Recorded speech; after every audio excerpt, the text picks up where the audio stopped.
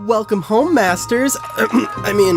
Welcome back to AniMay18, your daily dose of anime every day in May. Take a load off and enjoy the fantasy slice-of-life comedy, Miss Kobayashi's Dragon Maid. One look at Dragon Maid, and I was quick to write off the show as a cheap, pandering, slice-of-life show with nothing to hang its hat on besides bodacious monster girls. The great part about doing AniMay18 is that I get the chance to surprise myself with shows I wouldn't normally consider. 'Cause guess what? Miss Kobayashi's Dragon Maid is amazing, and I love it to pieces. Otaku Gonzo Journalism, aka Digibro, did an incredible write-up on why Dragon Maid was so appealing to him, and I'll be reiterating a lot of the points that resonated with me. And since I don't have the time to watch the whole series, his videos go much deeper into the fullness of the characters and the world building, so I highly recommend watching those if you've seen the show or if my thoughts entice you to get a better taste. My enjoyment of Dragon Maid is multifaceted. As a slice-of-life show, the characters are likable, unique, and their relationships are endearing and fun to explore.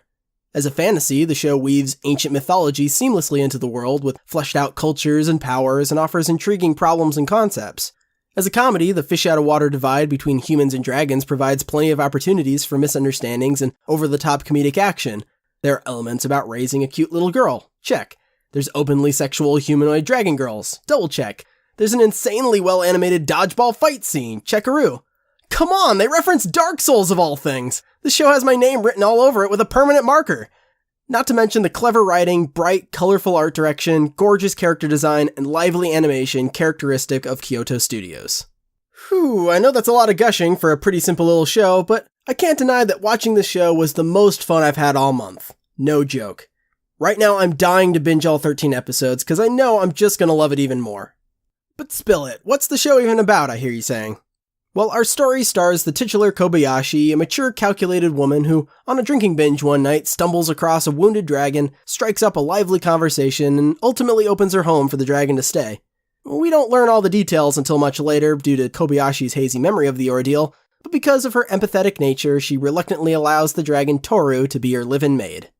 Toru sees something special in Kobayashi and says she owes her life on top of being openly attracted to her.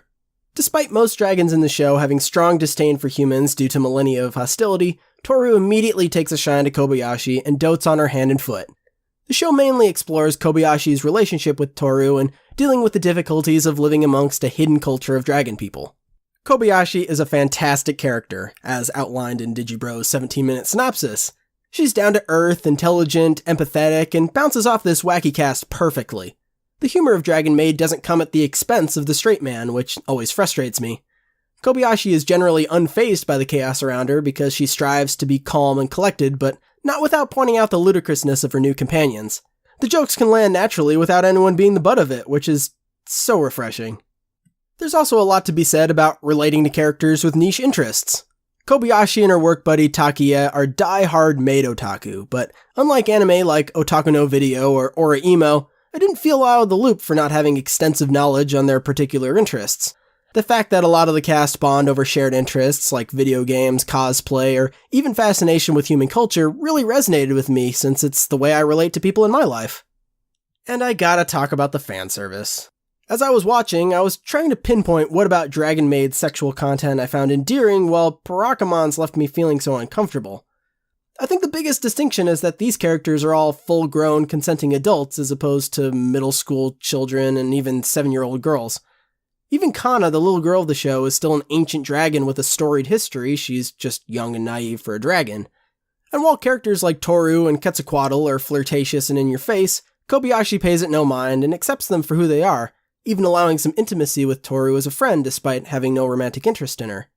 And there's no recurring character who's there just to ogle or point out these traits as an obvious surrogate for the audience.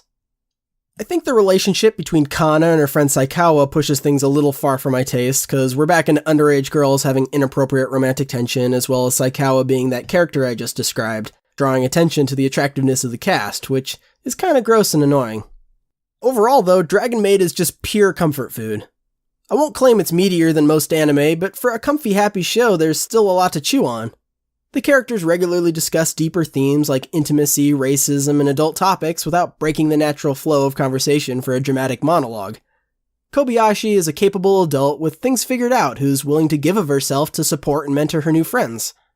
Kobayashi's far from a flawless character, but I feel safe knowing that she's at the helm when all hell breaks loose. What I want more than anything is to finish the show to truly comprehend and express my feelings, but for now, this'll have to be my first impressions and I'll leave it at that. I can't say it'll be as impactful to anyone else, but if what I've said or the style alone has you intrigued, I urge you not to let this little gem pass you by.